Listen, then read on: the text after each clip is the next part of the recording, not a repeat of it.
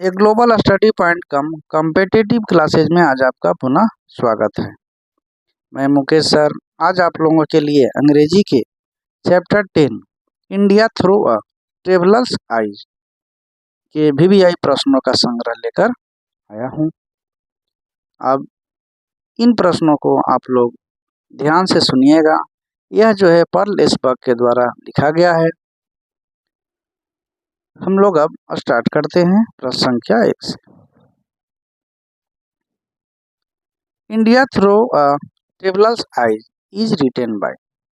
India through a traveller eyes लिखा गया है किनके द्वारा? तो पर्ल एस बक के द्वारा। The birth year of Pearl S Buck was. Pearl S Buck का जन्म वर्ष क्या था? तो उनका जन्म वर्ष था 1892 1892। The death year of Pearl S Buck was. Pearl S Buck की मृत्यु वर्ष क्या थी? तो उनकी मृत्यु वर्ष थी 1973 1973। The young Indian intellectuals were disappointed with the. कह रहा है युवा भारतीय बुद्धिजीवी खाली स्थान से निराश थे।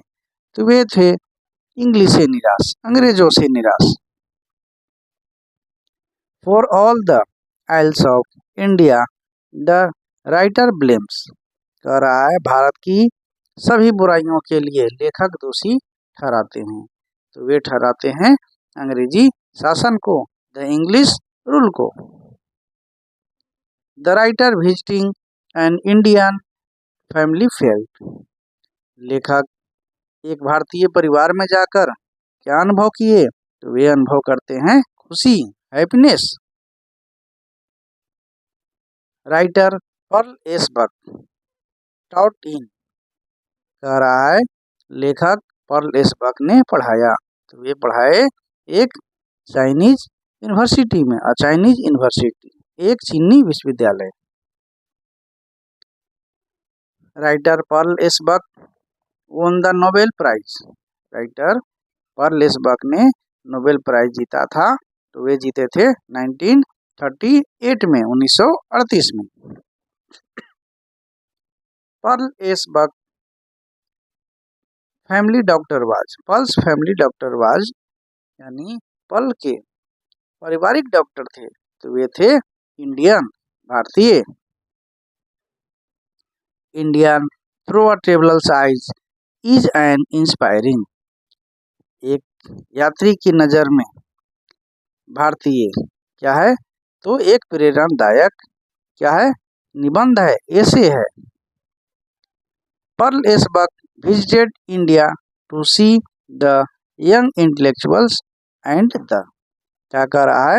पर्ल एस बक जो है ने युवा बुद्धिजीवियों और खाली स्थान को देखने के लिए भारत का दौरा किया।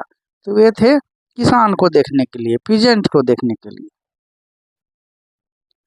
Perl S Buck came to know about India through.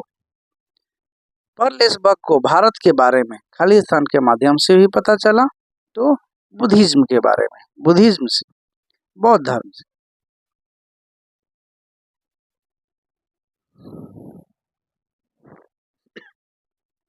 Who played a vital role in exchange of Korean prisoners.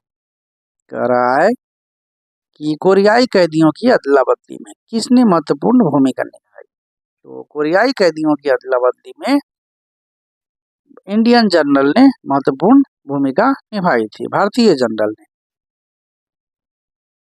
Who